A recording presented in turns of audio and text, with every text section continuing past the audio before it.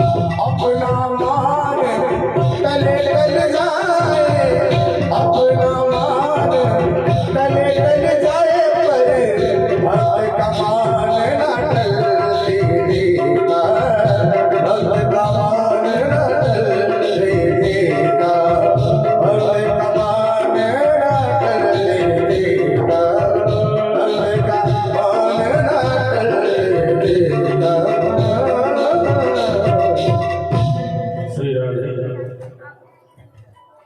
गुरु ब्रह्मा गुरुर्विष्णु गुरुर्देवो महेश्वरः गुरुर्साक्षात् परब्रह्म तस्मै श्री गुरुवे नमः।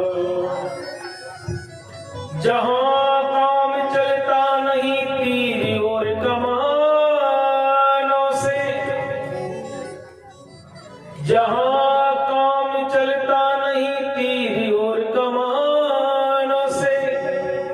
विजय नटवर की होती है मुरली की तानों से।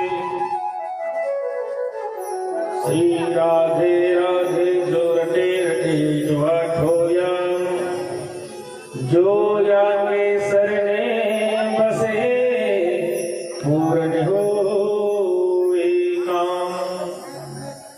वृंदावन के वृक्ष को मरम न जाने कोई, डार डार और बात में श्री राधे राधे होए।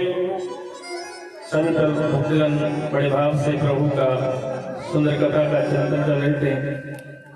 सर्वप्रथम भगवान श्री हरि के चरणों में हाजिरी लगाएंगे, उसके बाद आनंदमय भागवत का श्रवण करेंगे। भगवान श्री कृष्ण की बाल लीलाओं का बहुत ही भाव से आप सब श्रवण कर रहे हैं। राधिका गौरी से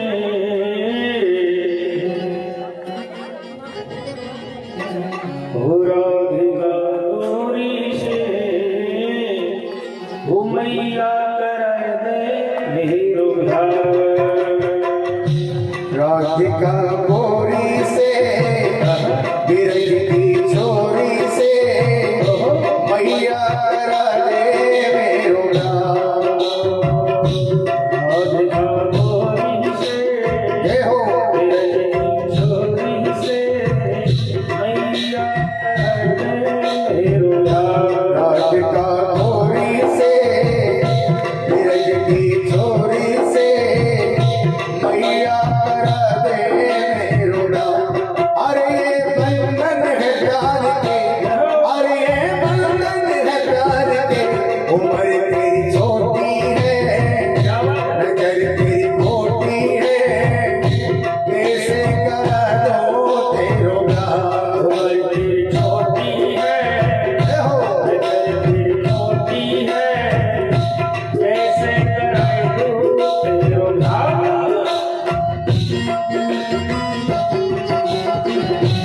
जय हो।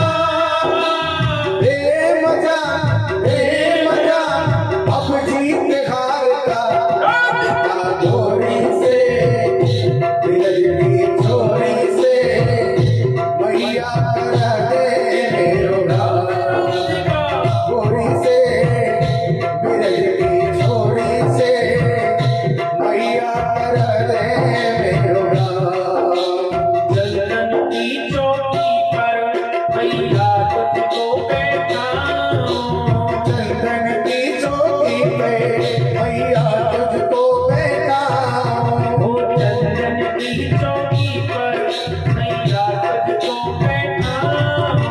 चंदन की चौकी पे मैया तुझको बैठाऊं। अपनी राधा से मैं चरण तेरे दबाऊं। अपनी राधा से मैं वो चरण तेरे दबवाऊं। अपनी राधा से मैं चरण तेरे दबाऊं। अपनी राधा से मैं वो चरण तेरे दबवाऊं।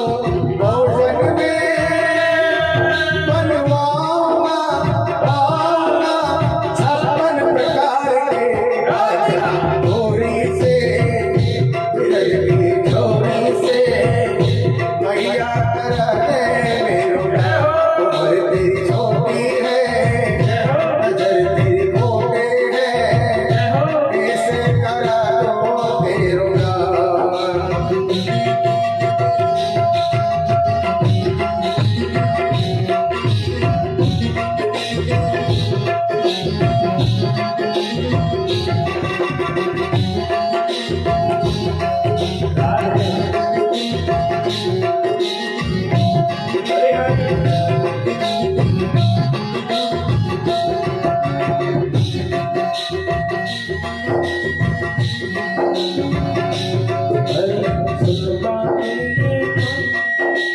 सुन बातें कान्हा की मैया बैठी मुस्काए। मैया मैया बेटे नहीं अपनाए। वेद बनैया मैया हृदय से अपने लगाए। या मैया हृदय से अपने लगाए। ओ आएगा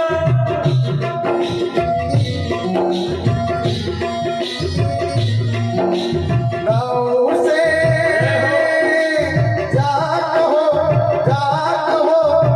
बैठे हैं द्वार पे राधिका गोरी से विरज की छोरी से मैया करा दे मेरा गोरी से विरज की छोरी से मैया करा दे मेरा। अरे ये बंधन है प्यार के अरे ये बंधन है प्यार के उम्र तेरी छोटी है नजर तेरी छोटी है। मैया करा दो तेरा ऐसे करा दो तेरा ऐसे करा दो तेरा। बोलो कृष्णचंद्र भगवान की जय हो। कुछ सब पहले सभी भक्तगण भगवान की बहुत ही प्यारी लीला का सेवन किया। भगवान ने माता पृथ्वी पर कृपा की। जब भगवान ने मिट्टी खाई माँ ने प्रभु के मुख में ब्रह्मांड के दर्शन किया। ऐसे अद्भुत है मेरी श्याम सुंदर की लीलाएं। अब हे मेरे भाई बहनों, एक दिन की क्या घटना थी कि मेरी श्याम सरकार मैया के पास में बैठे हुए थे। मेरे दाऊ दादा भी राजे हुए थे। रोहिणी मैया पास में बैठी है। कई गोपिकाएं यशोदा रानी को घेर के बैठे हुए रहे हैं। अब हे मेरे भाई बहनों, मैया बात ही बात में लाला से कहने लगी, देख रे कान्हा, मुझे बहुत जरूरी काम याद आ गया और उस काम को लेकर मैं दूसरे के घर जा रही हूँ। तनिक मुझे देर हो जाएगी।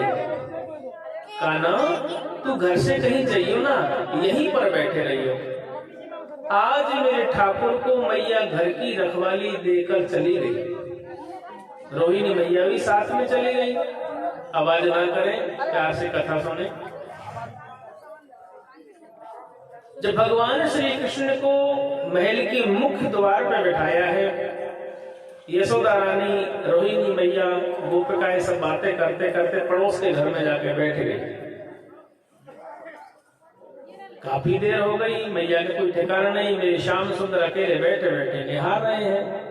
इतने में एक फल बेचने वाली मैया घूमती घूमती नंद के द्वार आ गई और नंद के द्वार आकर के मैया ने जोर से आवाज दी, अरे कोई घर में है, अपने बच्चों के लिए फल ले लो, अपने लाला के लिए फल ले लो।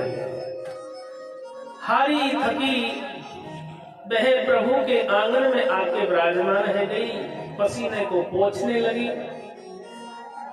डलिया में भांति भांति के फल रखे हैं, अंगूर है, सेब है, आम है, केले हैं। प्रभु दूर से देख रहे थे।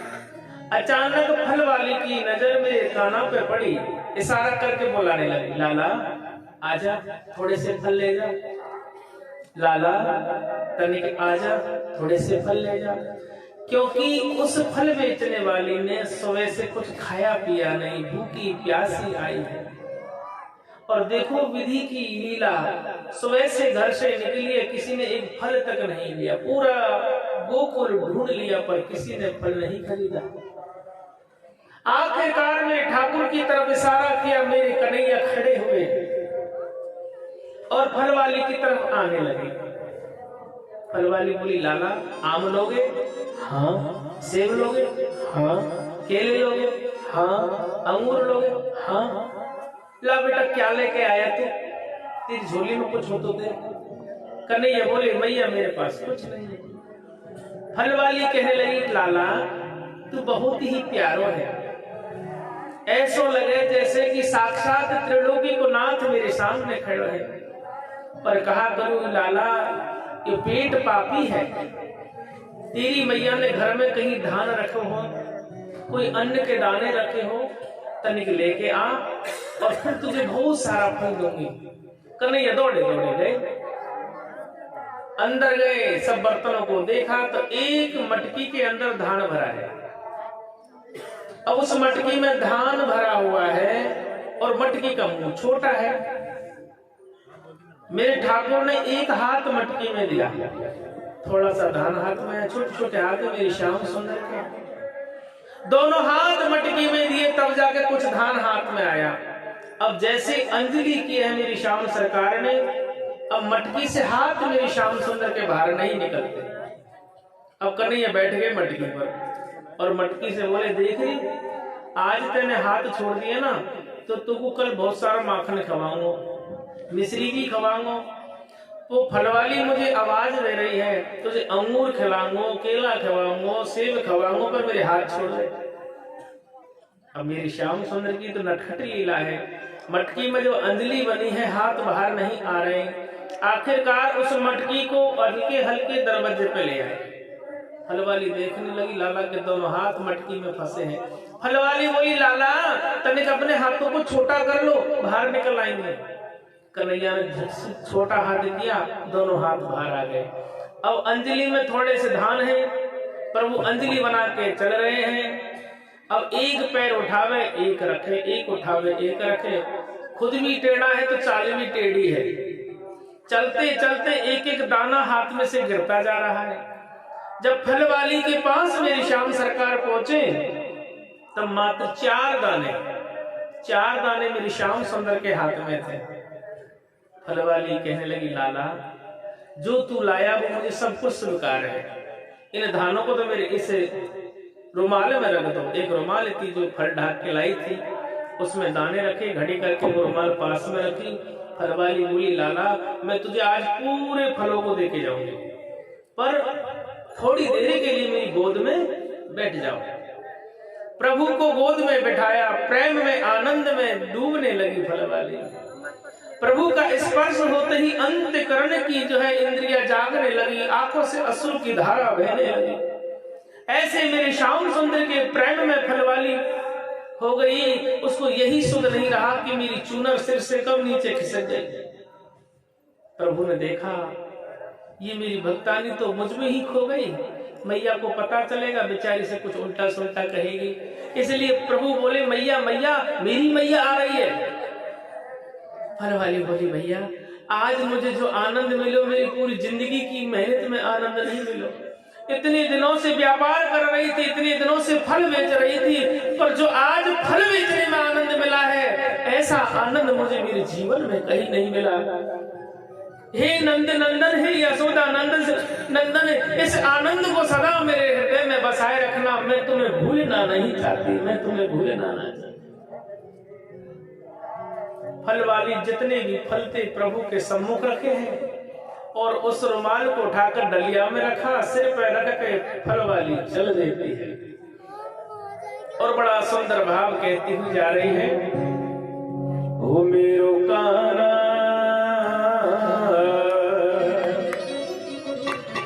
ओ मेरो काना गुलाब को फूल किशोरी मेरी खुशम करे। मेरो काना गुलाब को फूल किशोरी मेरी कुसम कली। मेरो काना, जय हो।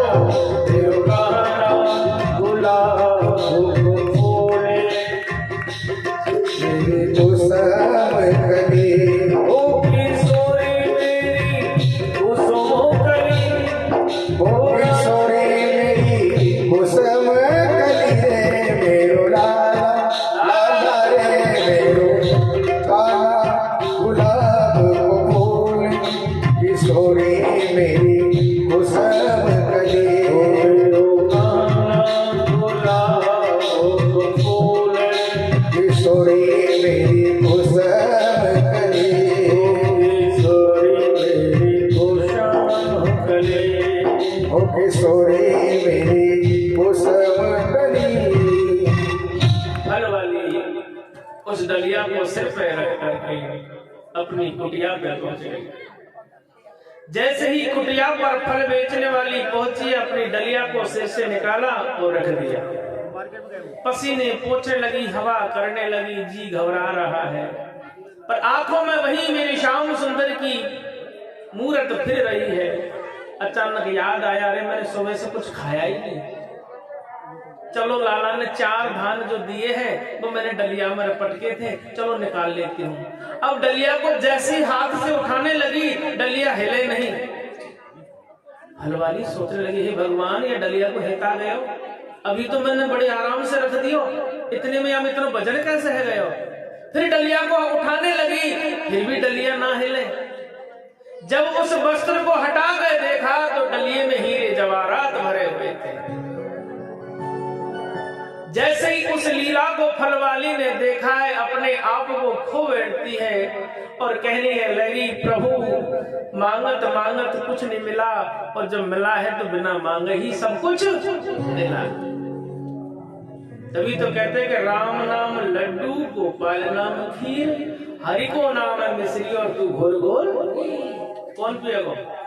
मैं तो पी रहा हूँ भैया, तुम भी पी लो। बोलो राधे राधे। दोनों हाथ उठा के कहेंगे, हरे राम नाम लड्डू, गोपाल नाम खीर, राम नाम लड्डू, गोपाल नाम खीर, हरि को नाम मिश्री तू घोल घोल पी, हरि नाम मिश्री तू घोल घोल पी। बोलो राम नाम लड्डू, गोपाल नाम खीर, राम नाम लड्डू, गोपाल नाम खीर, हरि को नाम मिश्री तू घोल घोल पी, हरि नाम मिश्री तू घोल घोल पी। ओ हरि नाम मिश्री तू घोल घोल पी, हरि नाम मिश्री तू घोल घोल पी। ओ हरि नाम मिश्री तू घोल घोल पी, हरि नाम मिश्री तू घोल घोल पी। बोलो राम नाम लड्डू, गोपाल नाम खीर, हरि नाम मिश्री तू घोल घोल पी। हरे राम नाम लड्डू, गोपाल नाम खीर। हरि नाम मिश्री तू घोल घोल पी। भगवान के नाम का रस किसने पिया, और जिसने पिया वो आज दुनिया उसको पी रही है। ध्यान देना, मेरे प्रहलाद ने भगवान नाम रस को पिया, तो युगों युगों तक मेरे प्रहलाद की गाथा गाई जाती है। मेरे ध्रुव जी महाराज ने भगवान नाम रस पिया, और ऐसा रस घोल लियो जिंदगी में मेरे ठाकुर के बन गए। आज फलवाली पे मेरे ठाकुर की कृपा हुई, फलवाली अपने आप को धन्य समझने लगी। अब हे मेरे भाई बहनों, भगवान श्री सुखदेव जी महाराज कहते कि हे राजा परीक्षित, ऐसे एक बहुत सुंदर घटना है प्रभु की लीला की, वो मैं आपको सुनाने जा रहा हूं। एक बार क्या हुआ, प्रभु के आगमन की खबर तो चारों तरफ पड़ी गई है, सब देवताओं को पता है कि भगवान ने जन्म ले लिया। परंतु आज मेरे भोलेनाथ नाथ के मन में जिज्ञासा हुई। भोले बाबा मन ही मन सोचने लगे, मेरे प्रभु ने गोकुल में जाकर के लीला प्रारंभ कर दी और यहाँ पता ही नहीं है।